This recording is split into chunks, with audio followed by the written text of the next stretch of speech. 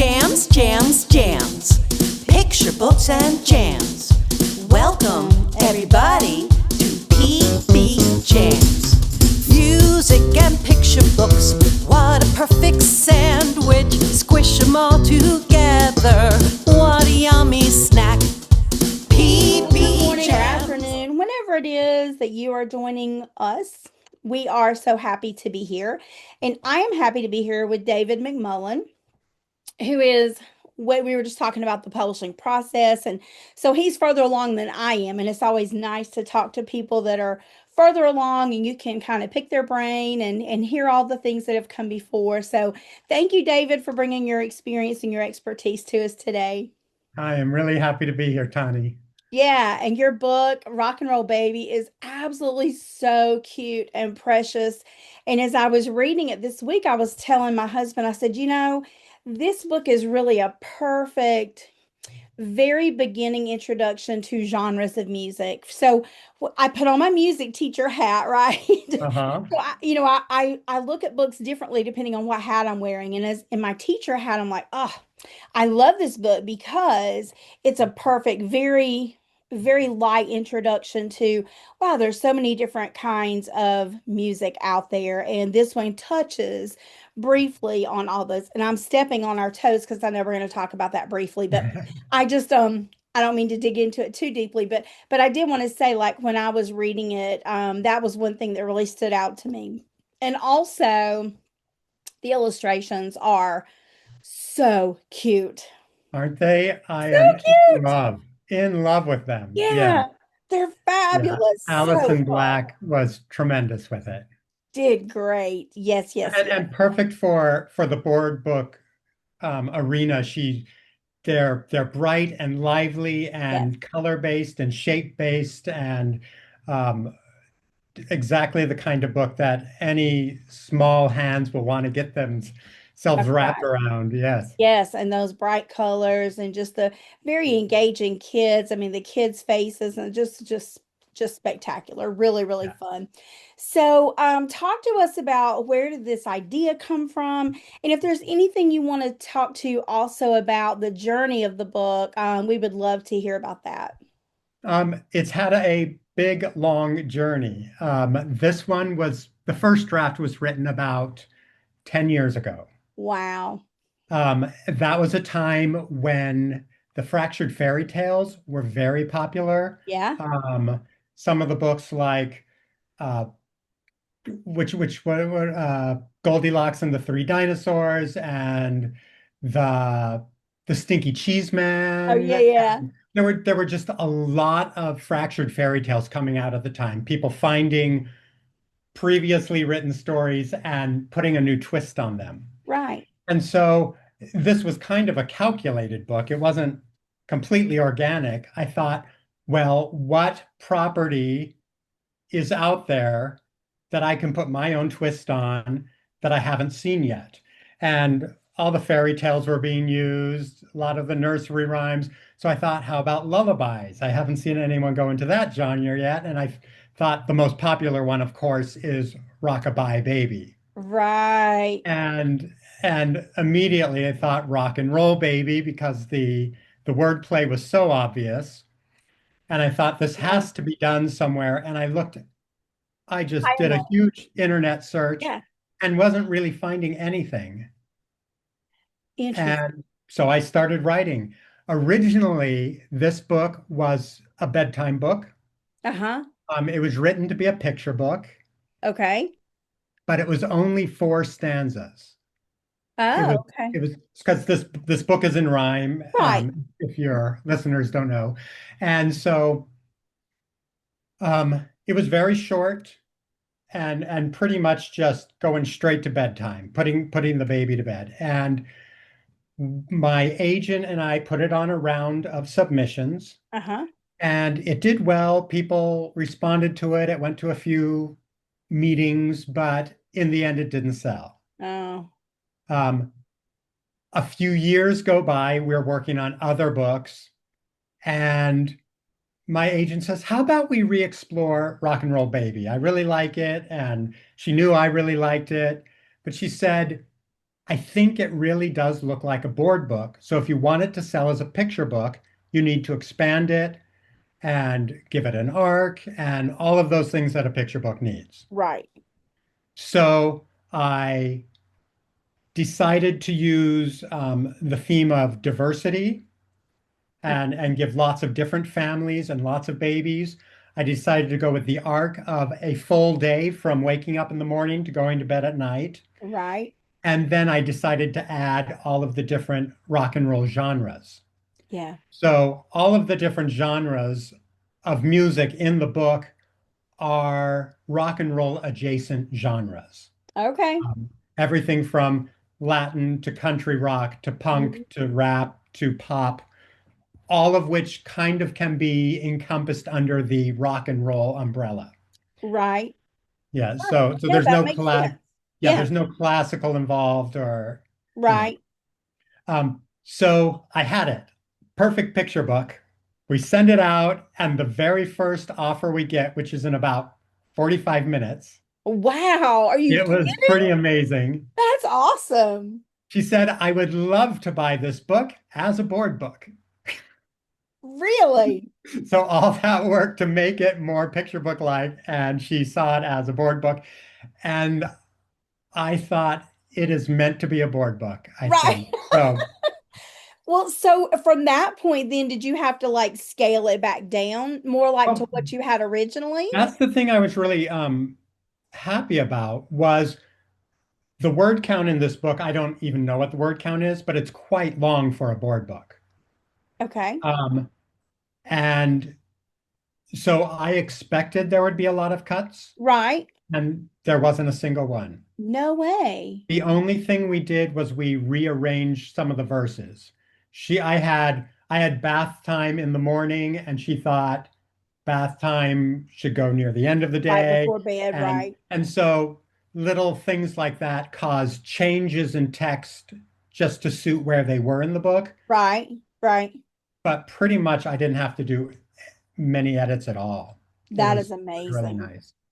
Well, and so, but that's got to feel good then because at least, even though it ended up selling as a board book as opposed to a picture book, like you don't feel like all that work was actually wasted because it all got used. No, not at all. And even if it was scaled back, it still wouldn't have been wasted. Right. You I always learn. and it was a fun book to write. Yeah. Um, I it was a bit challenging, especially when I decided to add the different genres and to match each moment in a baby's day to a different genre of music. Yeah. And so I had to figure out which genres of music would work best with each moment in a baby's day. What works for being fed, which works for taking a nap, which works for playing with friends. Yeah. Um, and some of them were easy and natural, like the punk rock went into the baby having a tantrum, Right.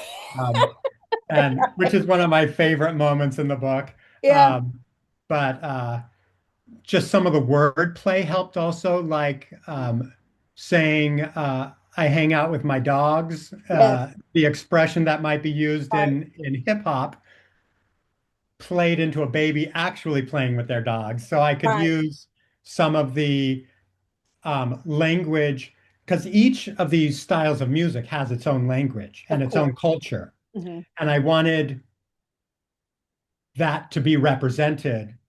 Yeah. Even in four little lines, I wanted to Yeah. be able to represent the genre that was being expressed. Yeah. It's amazing. Normally the next question that I ask is like, where's the music? And we're already like, talking about that because it's so inherent in the book. But one thing that's amazing is like, okay, here we have um a board book, picture book, board book, but you've packed so much content into these little stanzas. I mean, you've got so many layers, even though we say, okay, board book, we think, I mean, pretty simple and maybe even sometimes simplistic, but this is anything but that. I mean, you have layers just like a picture book would have. You have all those layers already in there. Yeah, and I what surprised me the most was how much research I had to do. Yeah. Almost as if I were writing a nonfiction book. I Yeah. had to be familiar with each of the styles of music and what those cultures were like and what the words, the vocabulary of those different music. Yeah, It was, and there were lots of lists involved to I get to bet. where the final product is. I bet. Now, And then just to make it also makes sense as telling the story of a baby's day. right. Yeah. You Yeah. I know. mean, that's one layer. Like you've got the Yeah. layer of the baby's day, kind of morning to night. You've got the layer of the baby itself and how babies function, right? You have that whole layer of a baby's character and how that character lives and breathes in the moment. Then you have the layer of the music, but then you have the additional layer of the specific genres of music going throughout the day. So, yeah, this is exactly what I mean. Like, there's so many layers to this book, even though we typically think, oh, board books are simple. No, this one is anything but simple. Like it's really complex. Yeah, and it was really fun to write. And one of the things that made it fun to write was I really used, um, but it also made it easier to write, was that I used the template of the original lullaby. So, um, which is easy and hard. You have to make it fit within that template, but Yeah, also a pre-existing template yeah, that is shown to work. sure. Gives you Um, something to work from and to build on. Yeah. yes, But then which you have to fit it into that. You're right. I mean, easy and hard simultaneously. but using that format really helped the words flow Hmm. Hmm. much more easily. And since it's a sung verse, um, I was singing the entire time I wrote this book, um, making sure. Originally, when I wrote it, the words were really word for word fit the melody that we're familiar with. Right. Um, After I had written the whole thing and went through some critique groups, um, we decided there are places where you will read it and it reads well, but it may not sing to the melody as well Gotcha. because we decided it was really about the words, and most people are going to read this book Right. and not sing the book. Right. So that begs the question that I'm curious about is, are you musical? Do you have musical talents and do you sing and play and all the things? This is a a secret that most people know, so it's not really a secret, but um, I was a former Broadway performer. No, were you Yes. really? So even though I wrote a rock and roll book, I am very not rock and roll. That's hilarious. It is my heart is musical theater and Yeah, Broadway, and that is what I listened to and what I sang growing up. And interesting. my first career was as a theater performer. Wow. Did not know that, David. That is fascinating. Yeah, so I started out doing smaller things like cruise ships and Disney shows and Yeah. traveling um, around the country, and then I eventually ended up in New York Okay. and got to do some national tours and one Broadway show. So Fabulous. That is awesome. Living the dream. it really was. It really Yeah. was. Yeah. So, segue, how did you end up from there into being an author? Okay. So Sorry, this question I'm throwing him for a loop because this was not one of the questions I told him I was going to ask because I didn't know this about him. So sorry. no, it's awesome, and I know this answer well because I lived it. Right. Um, so I love being an actor, but I have lots of dreams in my life. There are many things I want to accomplish and do. I don't know if you know how much of a traveler I am. I will leave for a couple years and travel and then come back and work, and Wow. then I'll leave for a couple years and come back. Been to over 100 countries at this point. That's amazing. Um, so that is my one of my passions. Right. And you cannot do that with the salary of an actor, which is basically nothing. The only time I ever got paid a decent wage was on Broadway, and that didn't last very long. Right. That's the downside. And just looking ahead, like some of the people in the show were Broadway pros, veterans who had been doing it for years, who had Yeah. had Tony nominations, were really top in the business, and they were still living paycheck to paycheck. Mhm. And I looked around and thought, I'm not going to get to do what I want to do if I stay with this. I mean, Mhm. there's always the off chance of the miracle you're discovered in the, grocery store, but that's really not going to happen. So I decided to go into other careers, and I started working in education, and then I started doing library work, and all the time being working around children and being exposed to books. I really fell in love with that art form of the picture book. I started taking art classes, and I started taking I think really a lot of it stems from I had such a creative life, Mhm. and then I left that creative life, but I still needed a creative outlet. Absolutely, for And sure. so the writing, which I will not say I was a writer growing up. I was had enough learning disabilities that it impeded my desire to sit down with pen and paper.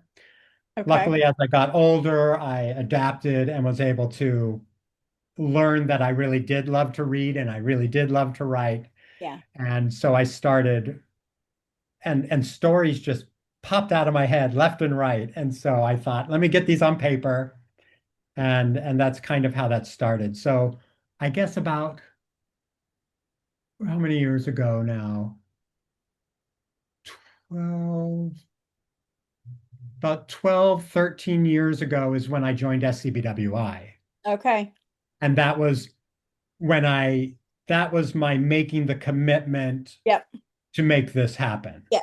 Yes. But if I pay some money and go to some Yeah. conferences, and that means I'm actually on the I'm track serious to about doing it. this. Yeah. Yeah. Exactly. Yeah. Well, wow. So, in the first place, I'm just struck that you and I have probably just a lot in common, although I have never been on, well, that's not true. I have walked on Broadway and I have seen a show on Broadway, but that's as close as I've gotten to that. But yeah, I grew up, well, high school, nothing till high school, but high school theater and band and drama and all the things. And then I've been a teacher for 28 years now. So yeah, I mean, I think we have A followed similar path, similar absolutely. creative paths at Yes. least. Yeah, for sure. And also, I'm curious, just we're just chatting. Sorry, y'all are just along for the ride, but this happens sometimes. But I'm curious if you know Stina Hernandez because are you familiar with Stina? Yes. Um, Lupita's Brown Ballet Slipper was her debut book. It came out over a year ago, I think.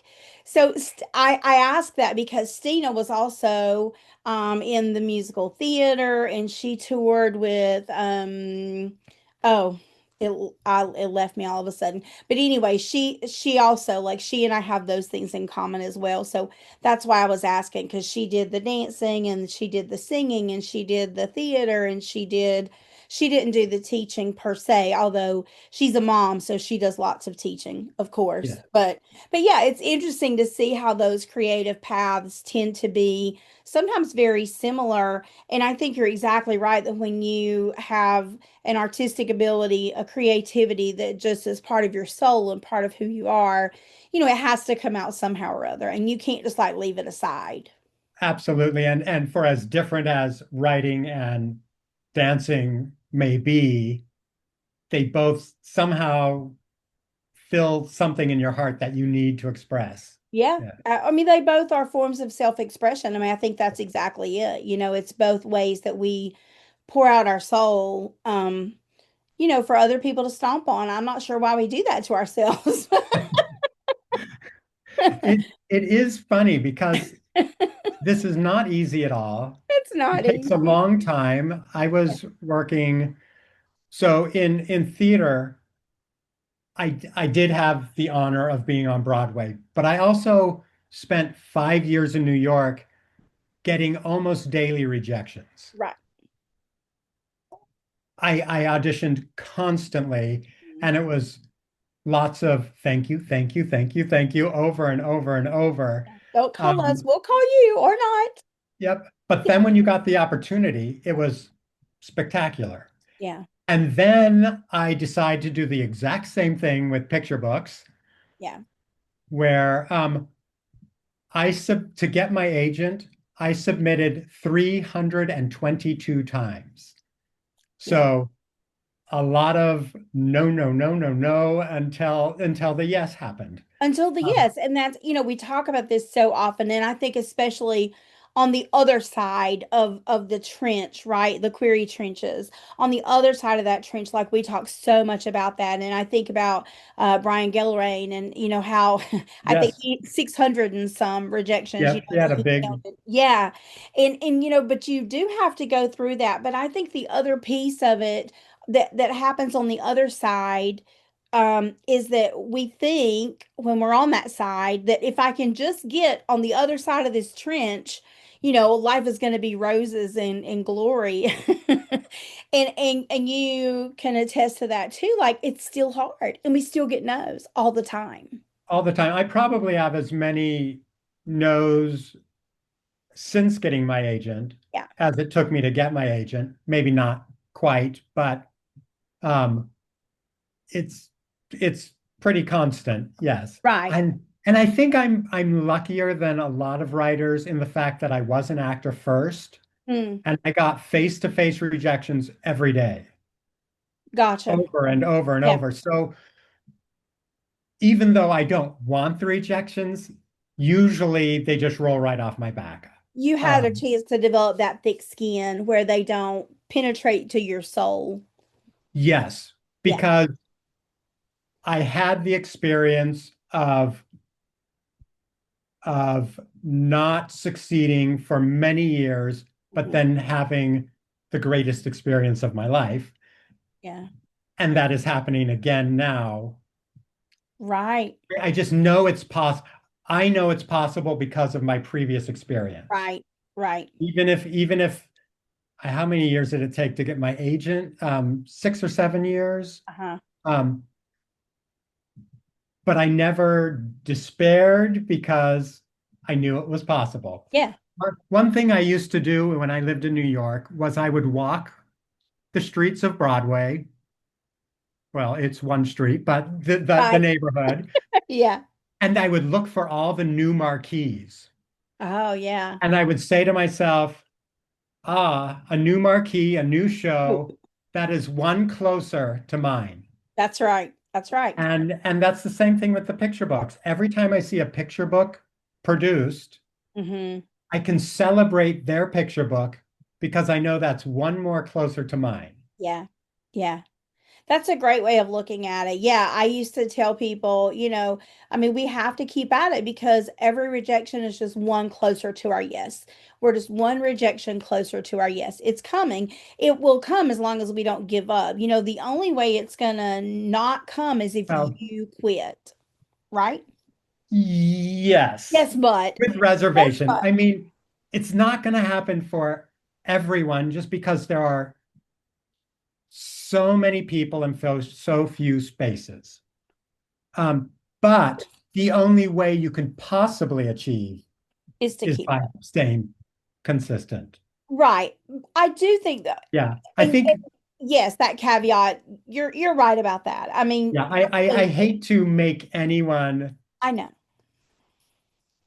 because it's hard Yeah, and we but the put math so much doesn't of math ourself otherwise. into it. Yeah. Yeah. Yeah, yeah, you're right. The math doesn't math otherwise. I mean, and I think it's gotten harder. I mean, I think, my agent talks often about how the funnel has kind of reversed and how it used to be A lot of agents coming, to editors, coming to publishers, but there was still a pretty wide funnel.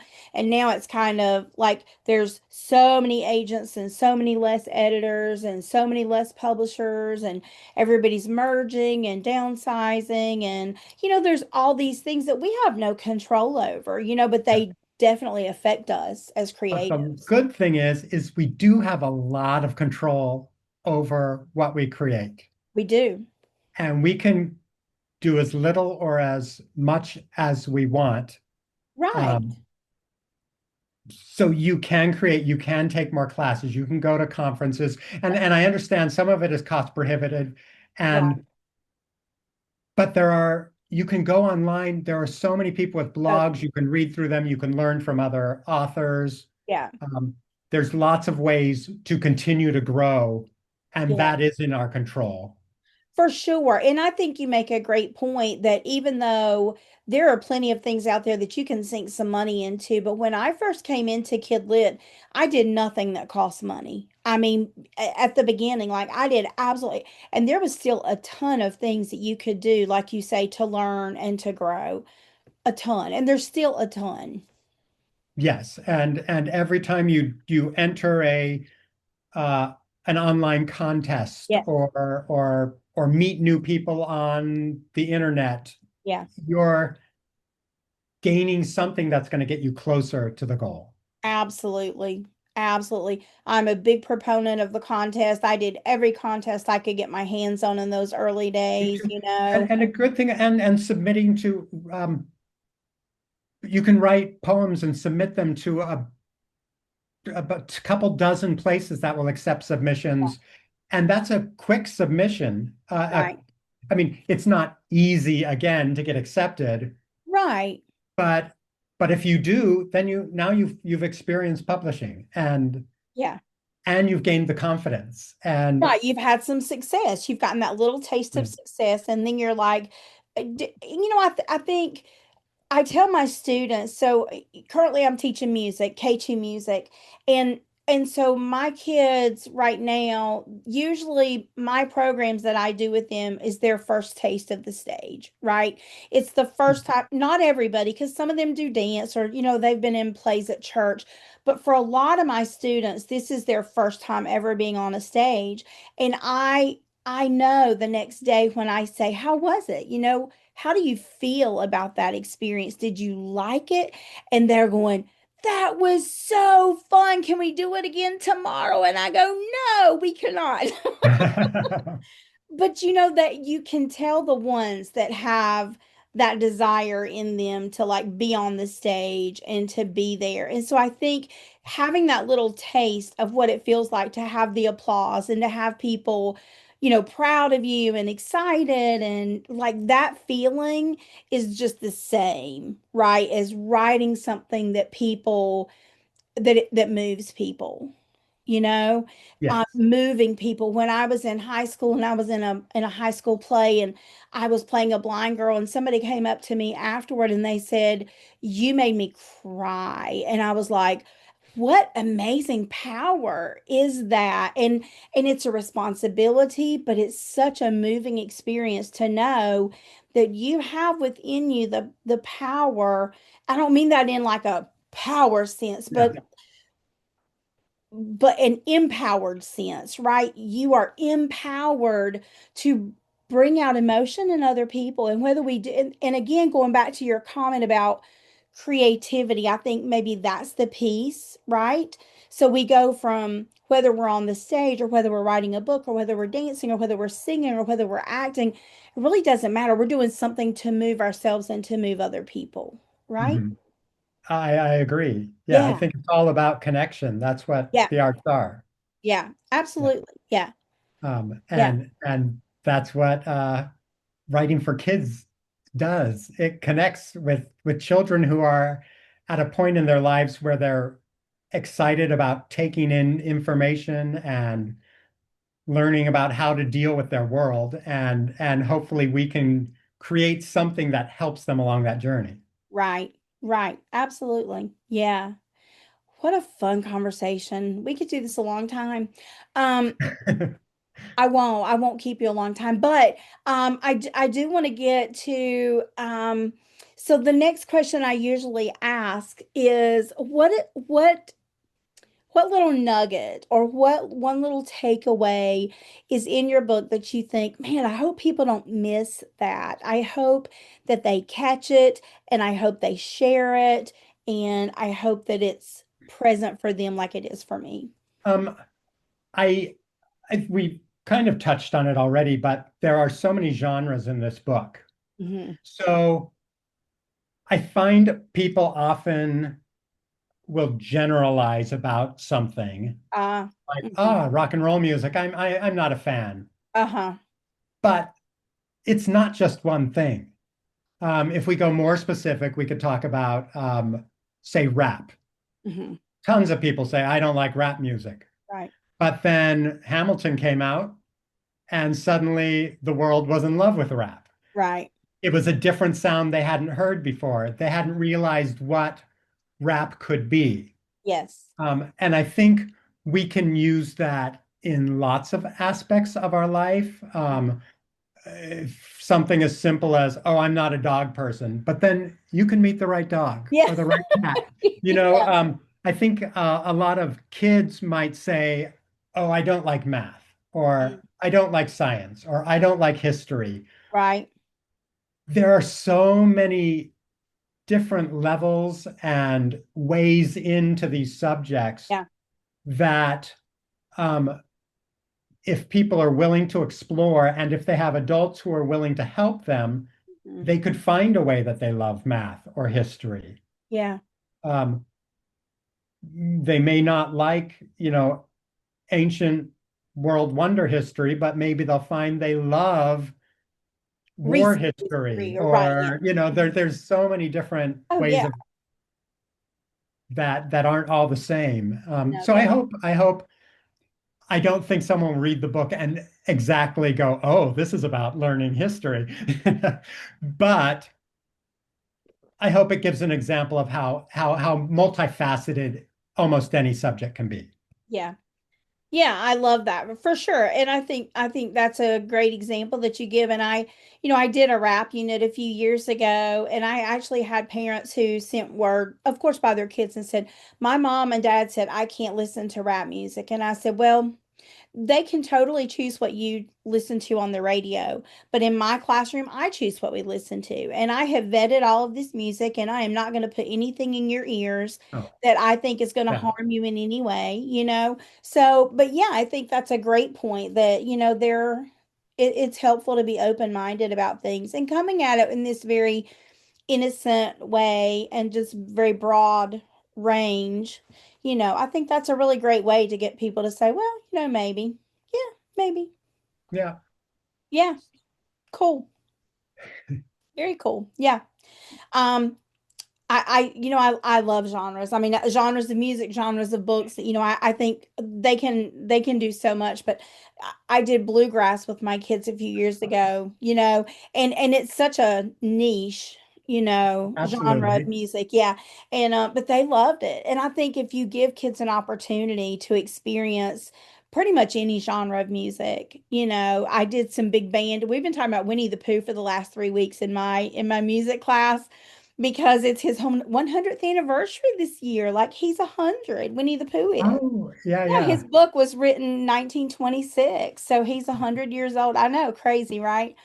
But we've been doing Winnie the Pooh music, and like today I was playing some different genres of music, and I was like, Winnie the Pooh, like, I mean, you may think he's baby, but like he's in Hong Kong. He's in, they're singing about him in Russian in this song. I mean, they're singing Winnie the Pooh music in Russian, they're Disneyland Hong Kong. I mean, they're singing Winnie the Oh, Pooh yeah, yeah. English in Hong Kong. I mean, like he just burst all the barriers, the cultural, the racial, the countries, the continents, the ages. Kenny Loggins is singing about, Winnie the Pooh as an adult looking back. I mean, there's like so many, again, so many facets. And I think, it's good for kids to see that those are not hard fast, that they are malleable and they are kind of like portals. Yeah.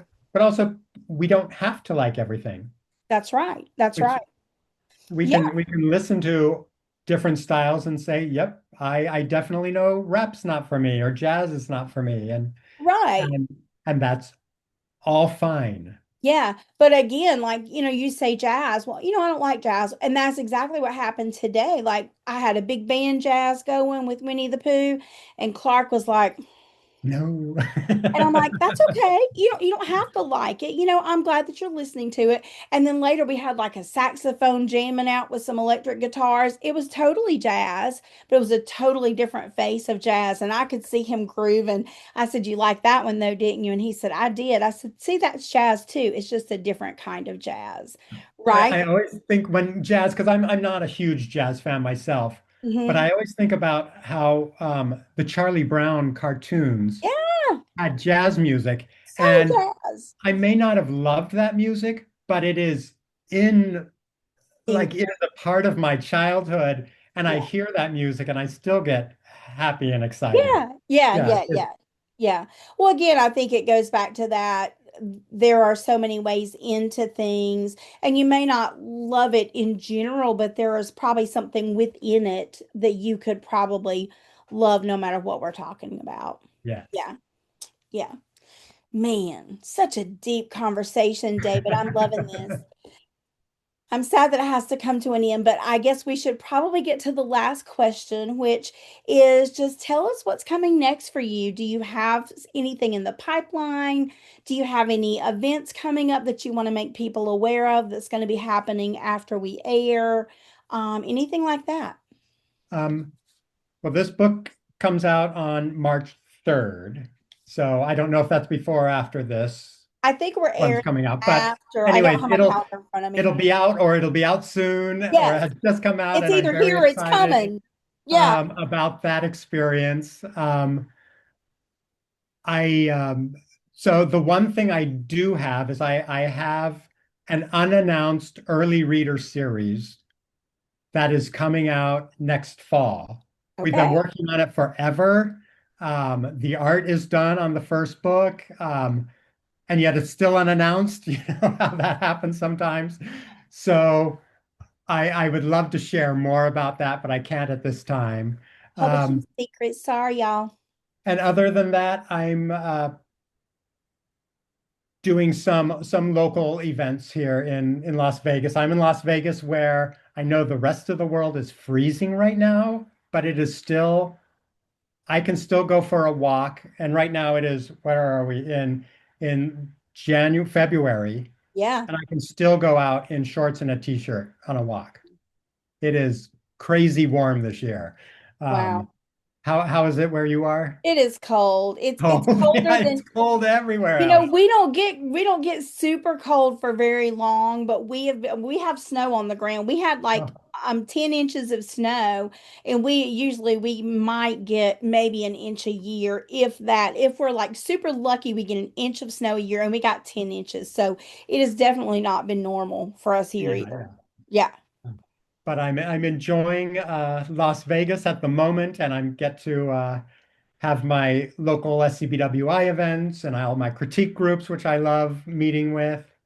Um, so just enjoying the writer experience. Of course. And Yeah. I'm guessing probably if you do have events, do you have a place on your website where you like list those upcoming events, or on your socials maybe? Mostly on my socials. I do a lot of my socials with Instagram. Okay, gotcha. So All um, right. So y'all check out Instagram to see where David's going to be look locally. me up there. Yeah, Yeah. And those are I don't have any big national events, but some local libraries and things that I'll be at. That's always gotcha. fun. Yeah, Yeah. yeah. I'm looking Get to forward to that myself coming up be with before the too local long. kids. Yeah. Yeah, yeah, yeah. Super cool. Well, gosh, this has been so fun. I've enjoyed this conversation so very much. Thank you so much for being here with us. Oh, so glad to be here. Yeah, when you asked me to do this, because you asked me to do this quite a A while while ago. back. Yeah, Yeah, yeah, you saw my announcement I did. and and I've been looking forward to this. Been watching all your other interviews and been very excited Oh, about doing this. So thank you very much I for helping appreciate me on. that. Yeah. And I guess we should probably mention so, and I didn't verify this with you, but I think on your form you had said a winner's choice for a giveaway. Is that still good for you, David? Yes, Okay. yes. So in the links below, just look out for that. I'll link everything up. I think that's either a choice of the book or a critique or a virtual school visit. Is Yeah, that good? Yeah. that would work. Yeah, so you get your choice if you win. All you have to do is leave a comment below. I hope that you guys have enjoyed this conversation, and I know you have not as much as I have, but I hope that just a little bit of as much as I have that you have enjoyed hearing from David and about his book. And guys, please check it out because it is so cute and fun. And if you have littles, they're going to absolutely love it. It's bright, it's cheery, it's musical, it is all the things. And I love to point out that he's got jams in there. I'm just saying it says jam in there and it's, so I Mhm. just yeah, it's in there. So it's the perfect book for PB Jams and it's going to be the perfect book for your little. They're going to love it. You're going to love reading it to them because it is so much fun to read aloud. It has that rereadability factor. So definitely check it out, request it at your library, share it out with somebody that you think might enjoy it. Um, Preschool music teachers, great for them even in the classroom. I mean, like I said, I think as a beginning introduction to some various genres, I think it's a great tool even in the primary music classroom. So get it out there, and enjoy it. So thank you guys for being here. Thanks again, David, for being here, and we wish you all well until next time, and we hope to see you on PB Jams. A Bye, little y'all. singing and dancing.